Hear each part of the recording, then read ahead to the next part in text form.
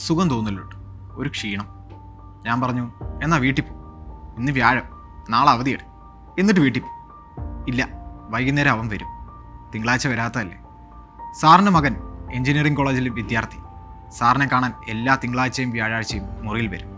Sir വീട്ടിൽ പോയി വരുമ്പോഴും വീട്ടിലേക്ക് പോകുന്നതിന് തലേന്ന് വൈകിട്ട്. സാറ് വീണ്ടും പറഞ്ഞു, ഇന്ന് വരും, കണ്ടിട്ട് നാളെ പോകാം. നാളെ. ചാരുകസേരയിലേക്ക് ചാഞ്ഞു. ഞാൻ കട്ടിലിരുന്നു, ഒന്നും മിണ്ടാതെ എന്തോ ഓർത്ത്. CR ഓമനക്കുട്ടൻ എഴുതിയ ഈച്ചരൻ എന്ന കഥ ഇങ്ങനെയാണ് അവസാനിക്കുന്നത്. എന്നാൽ കഥയിലെ അച്ഛൻ CRന്റെ സഹമുറിയൻ ഹിന്ദി മാഷ് ആ കാത്തിരിപ്പ് തുടർന്നു, മരണം വരെ. 1976 മാർച്ച് 1 അടിയന്തരാവസ്ഥ കാലത്താണ് റീജിയണൽ എഞ്ചിനീയറിംഗ് കോളേജിൽ നിന്നും അവസാന വർഷ വിദ്യാർത്ഥിയായിരുന്ന രാജനെ പോലീസ് പിടിച്ചുകൊണ്ടുപോകുന്നത്. ഈശ്വരവാര്യരുടെ പുസ്തകപ്രകാരം ഈ സംഭവം നടക്കുന്നത് ഫെബ്രുവരി 28 രാവിലെ 6:30 കോഴിക്കോട് ഫാറൂഖ് കോളേജിൽ നടന്ന D-സോൺ ഇന്റർ കോളേജ് യൂത്ത് ഫെസ്റ്റിവലിൽ പങ്കെടുത്ത് തിരിച്ചെത്തിയ സംഘത്തിനൊപ്പം ബസ്സിൽ നിന്നിറങ്ങിയ രാജനെ പോലീസ് ജീപ്പിലേക്ക് വലിച്ചിടുകയായിരുന്നു. അതിനുശേഷം രാജനെ ആരും കണ്ടിട്ടില്ല. ഇതിനൊക്കെ മുൻപ് 1975 ജൂൺ 25 ഓൾ ഇന്ത്യ റേഡിയോയിൽ ഇന്ദിരാഗാന്ധിയുടെ ശബ്ദത്തിൽ ഇന്ത്യ ആ വാർത്ത കേട്ടു. പ്രസിഡന്റ് അടിയന്തരാവസ്ഥ പ്രഖ്യാപിച്ചിരിക്കുന്നു. പരിഭ്രമിക്കേണ്ട കാര്യങ്ങൾ ഒന്നും തന്നെയില്ല. ഇന്ത്യയിലെ സാധാരണക്കാരായ സ്ത്രീകൾക്കും പുരുഷന്മാർക്കും ഉപകാരപ്രദമായ രീതിയിൽ പുരോഗമനാത്മകമായ നടപടികൾ ഞാൻ സ്വീകരിച്ചു വന്നപ്പോൾ മുതൽ തുടങ്ങിയ വ്യാപകമായ ഗൂഢാലോചനകളെപ്പറ്റി നിങ്ങൾക്ക് അറിവുള്ളതാണ്. ഒരു കാലത്ത് ഗൂംഗി കുടിയ എന്ന് പ്രതിപക്ഷം അധിക്ഷേപിച്ചുകൊണ്ടിരുന്ന ഇന്ദിരാഗാന്ധി ആത്മവിശ്വാസത്തോടെയാണ് അത് പറഞ്ഞത്. രാജ്യത്ത് ആഭ്യന്തര അസ്വസ്ഥതകൾ ഉടലെടുത്തതിനാൽ ഇന്ത്യയിൽ അടിയന്തരാവസ്ഥ പ്രഖ്യാപിക്കപ്പെട്ടിരിക്കുന്നു. രാജനെ പോലുള്ള അനേകരുടെ അവകാശങ്ങളെയും സ്വാതന്ത്ര്യത്തെയും ജീവനെയും ഹനിച്ച അടിയന്തരാവസ്ഥയുടെ തുടക്കം. കാർട്ടൂണിസ്റ്റ് അബു എബ്രഹാം ഇന്ദിരയുടെ ഈ നടപടിയെ ആവിഷ്കരിച്ചത് കുളിത്തൊട്ടിയിൽ കിടന്നുകൊണ്ട് ഓർഡിനൻസുകൾ ഒപ്പുവെക്കുന്ന പ്രസിഡന്റ് ഫക്രുദ്ദീൻ അലി അഹമ്മദിനെ വരച്ചുകൊണ്ടാണ്. 1976 ഫെബ്രുവരി 28 പുലർച്ചെ 3:30 കോഴിക്കോട് ജില്ലയിലെ കായണയിൽ K. വേണുവിന്റെ നേതൃത്വത്തിലുള്ള 13 അംഗ നക്സലൈറ്റ് സംഘം പോലീസ് സ്റ്റേഷൻ ആക്രമിക്കുന്നതും തോക്കുകൾ അപഹരിക്കുന്നതും. അപ്പോൾ രാജൻ യൂത്ത് ഫെസ്റ്റിവലിൽ പങ്കെടുത്ത് തൻ്റെ കോളേജ് ടീമിനൊപ്പം ഉണ്ടായിരുന്നു.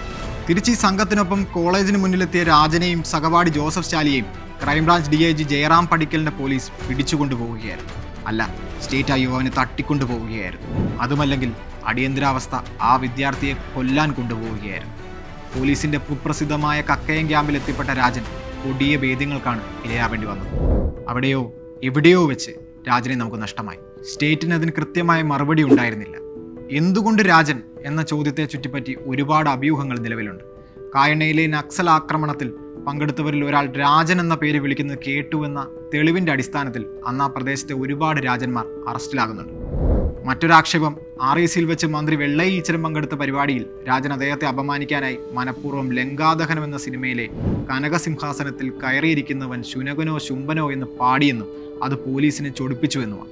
ഇതിനെല്ലാം പുറമെ ജയറാം പടിക്കലിന്റെ കണ്ണിൽ നക്സലൈറ്റ് വിമത പ്രവർത്തനങ്ങളുടെ കേന്ദ്രമായിരുന്നു REC. അടിയന്തരാവസ്ഥ അന്ന് യുവാക്കളിൽ വലിയൊരു വിഭാഗത്തെ നക്സലിസവുമായി അടുപ്പിച്ചിരുന്നു. രാജൻ നക്സലായിരുന്നു എന്നതിന് തെളിവുകളില്ല. അനുഭാവമുണ്ടായിരുന്നു എന്നതിന് അന്ന് അടിയന്തരാവസ്ഥയായിരുന്നു എന്ന ഉത്തരമേ ഉള്ളൂ. അന്നത്തെ REC പ്രിൻസിപ്പൽ ബഹാവുദ്ദീൻ വിവരമറിഞ്ഞ ഉടനെ തന്നെ വിഷയത്തിന്റെ ഗൗരവം മനസ്സിലാക്കി അടുത്തുള്ള പോലീസ് സ്റ്റേഷനുകളിൽ വിളിച്ച് കാര്യം തിരക്കുന്നുണ്ട്. പക്ഷെ അവർക്കാർക്കും അങ്ങനെ ഒരു അറസ്റ്റിനെ പറ്റി അറിവുണ്ടായിരുന്നില്ല. ഒടുവിൽ DIG ഓഫീസിലെ ബന്ധങ്ങൾ വഴിയാണ് രാജനെയും കൂട്ടരെയും കക്കയം ക്യാമ്പിലേക്കാണ് കൊണ്ടുപോയിരിക്കുന്നതെന്ന് അദ്ദേഹം മനസ്സിലാക്കുന്നത്. കക്കയം ക്യാമ്പ്, ആ പേര് മതിയായിരുന്നു ഭയമിരട്ടിക്കാൻ. ക്രൈംബ്രാഞ്ച് തലവൻ ജയറാം പടിക്കൽ, DIG Madhusoodanan, SP K. Lakshmana എന്നിവരുടെ ക്രൂരമായ പരീക്ഷണശാല. കക്കയം കാടിനുള്ളിൽ മലബാർ സ്പെഷ്യൽ പോലീസിന്റെ സുരക്ഷാ വലയത്തിനുള്ളിൽ വൈദ്യുതി ബോർഡിന്റെ തകര ഷീറ്റിട്ട കെട്ടിടത്തിൽ നടക്കുന്ന ക്രൂരമായ ചോദ്യം ചെയ്യലുകളെപ്പറ്റി അദ്ദേഹത്തിന് അറിയാവുന്നതാണ്.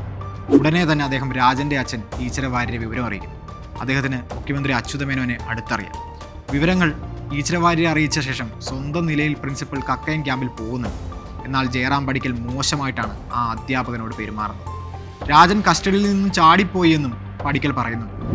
അല്ലെങ്കിലും ആരോടും ഒന്നും ബോധിപ്പിക്കേണ്ട കാര്യം ജയറാം പടിക്കലിനില്ലായിരുന്നു. മീസ അഥവാ maintenance of internal security act എന്ന കരി നിയമത്തിന്റെ ബലത്തിൽ വെറും സംശയത്തിന്റെ പേരിൽ പോലീസിന് ആരെ വേണമെങ്കിലും പിടിക്കാം, അടിക്കാം, തടവിലാക്കാം. ആ കാലത്ത് പിടിയിലാവുന്ന ഒരാളെ ചോദ്യം ചെയ്യുന്നത് പോലീസല്ല, സ്റ്റേറ്റും ചൂരലും ഉലക്കയുമായിരുന്നു. പോലീസ് ഇവയെ ശരീരവുമായി സംവദിക്കാൻ വിടുന്ന എണ്ണയിട്ട യന്ത്രം മാത്രം. രാജനും ആ രീതിയിൽ ഉലക്ക കൊണ്ടുള്ള ഉരുട്ടലിന് വിധേയനാവുന്നുണ്ട്. ഈ പീഡനമുറ അനുഭവിച്ച പലരും പിന്നീട് ഓർമ്മക്കുറിപ്പുകളിൽ മാനസിക സംഘർഷത്തോടെ ആ അനുഭവം പങ്കുവെക്കുന്നുണ്ട്. ആദ്യം വസ്ത്രങ്ങൾ ഊരി ഒരു ബെഞ്ചിലേക്ക് മലർത്തിക്കിടത്തു. കൈകൾ ബെഞ്ചുമായി ചേർത്ത് പുറകിലേക്ക് കെട്ടു. കാലുകൾ കൂട്ടിക്കെട്ടും, വായിൽ തുണി തിരുകും. ശേഷം 2 പോലീസുകാർ ചേർന്ന് തുടയിലൂടെ ഉലക്കെ ഓടിക്കും, എല്ലിൽ നിന്നും മാംസം വേർപെടുന്നത് വരെ. പിന്നെ ഒരു ഇടവേള. പോലീസുകാർ ക്ഷീണിച്ചാലാണിത്. കായികക്ഷമത കൂടിയ ഇനം പോലീസായിരുന്നു എന്നതുകൊണ്ട് ഈ ഇടവേളകൾ വരാൻ സമയം കുറേ എടുക്കും. അപ്പോഴേക്കും ബെഞ്ചിൽ കിടക്കുന്ന ആൾ മരണാസന്നനായി കാണും. രാജനും ഇതുതന്നെയാണ് സംഭവിച്ചത്.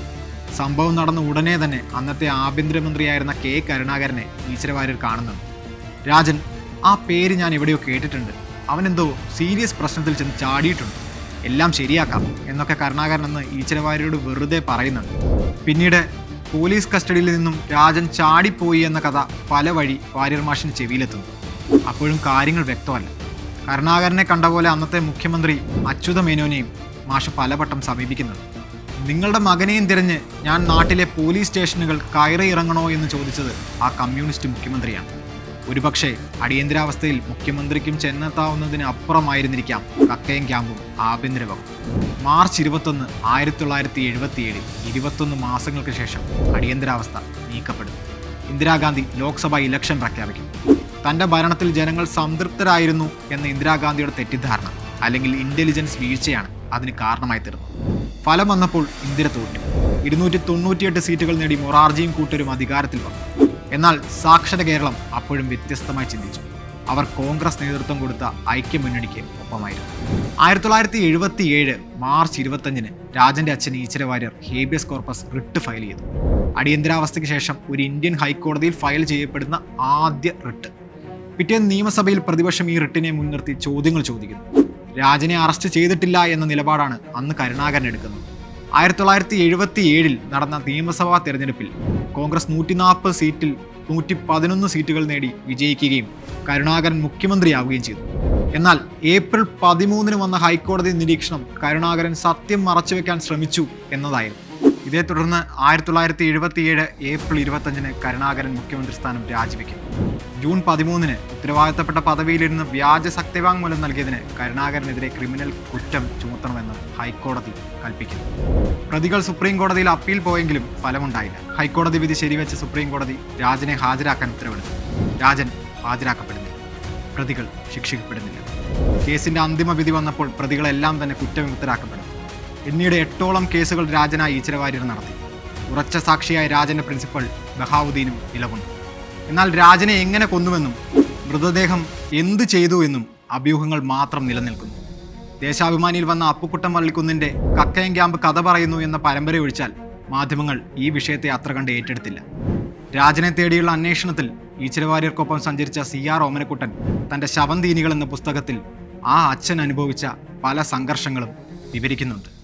വാര്യർ മാഷ് രാത്രിയിൽ ഉറക്കത്തിൽ കരയും. അപ്പോഴൊന്ന് തൊട്ടാൽ മതി, വീണ്ടും ഉറക്കത്തിലേക്ക് വീഴും. ആ സ്പർശം അബോധത്തിൽ ചിലപ്പോൾ ആ മനുഷ്യനെ തൻ്റെ മകനുമായി അടുപ്പിക്കുന്നുണ്ടാവും. തൻ്റെ മകൻ എവിടെ എന്ന ചോദ്യത്തിന് മറുപടി കിട്ടും വരെ പോരാട്ടം തുടരുമെന്ന് നിശ്ചയദാർഢ്യത്തോടെ ആ അച്ഛൻ ജീവിച്ചു.